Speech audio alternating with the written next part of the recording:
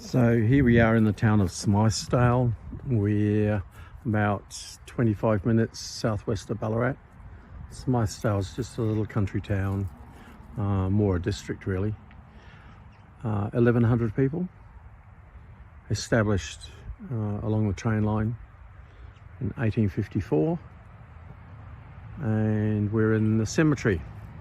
Why are we in the cemetery, I hear you ask? Because if you've had a look at any of my other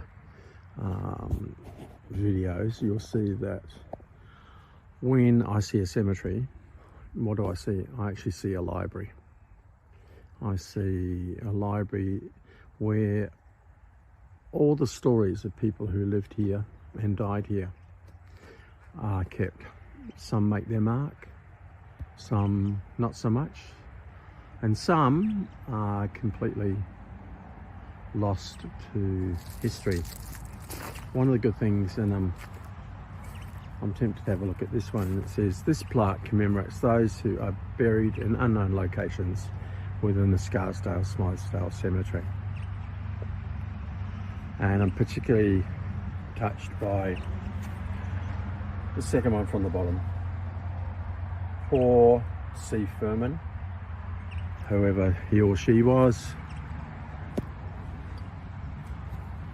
died on the 22nd of October 1862.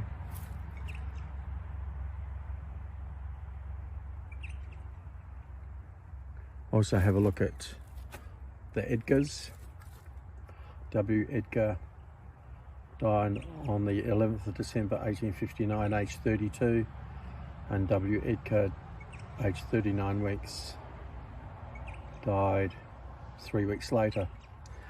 So, as I mentioned in previous videos, clearly probably disease. What might it be? You know, influenza, childhood disease, cholera, visited the family and probably took either father and child or mother and child. And sadly, their location within inside the cemetery is lost. They lie at peace somewhere under these lawns. Okay.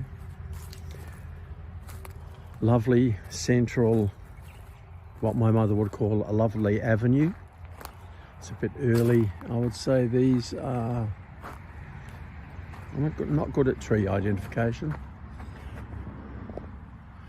I would have thought if they were oaks they would be in leaf by now. But I would also, there's a great story over here, a sad one, but a great one. And if you come to cemeteries looking for stories, particularly those with an Australian or a Goldfields flavour, you won't find one more interesting than this one. Thomas Ulick Burke. Now I'm going to try and get this because the sun is behind me and I don't want to put a shadow on the plaque. So I'll read to you. Thomas Ulick Burke was a 42-year-old bank manager of the Bank of Australasia in Smythesdale, which was on the south side of the Courthouse Hotel. He had a wife and 2 children, and we'll go on to read the touching and detailed engraving on the side of the gravestone. He was obviously much loved and much respected.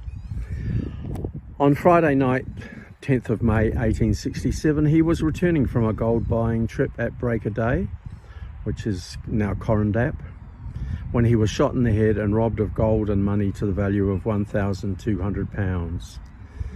His body was recovered the next day and a reward of £300 offered by the bank for information leading to the capture of the murderers.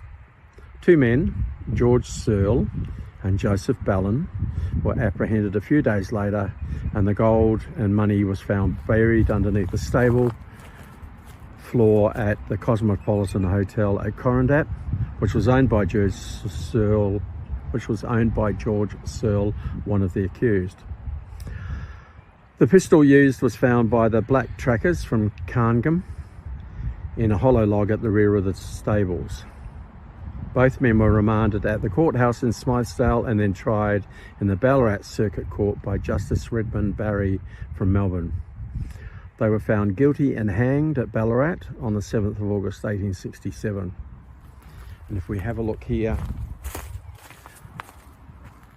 you know, the bank manager would have been one of the pivotal, most significant people in the community. And it says, in memory of Thomas Ulick Burke, died May 10th, 1867, aged 41 years. Upright and honourable through life, a kind and loving husband, an attached father and sincere friend, ever ready at the cry of the poor and needy, he lived respected and died regretted by all who knew him, but most deeply by her who pays this feeble tribute to the memory of a beloved husband, whose loss she will never cease to lament. And it goes on with a prayer. So very, very, very sad. But I suppose if you had to have a final resting place, this wouldn't be a bad one. It's a bit of traffic noise from behind us, but some great heritage trees,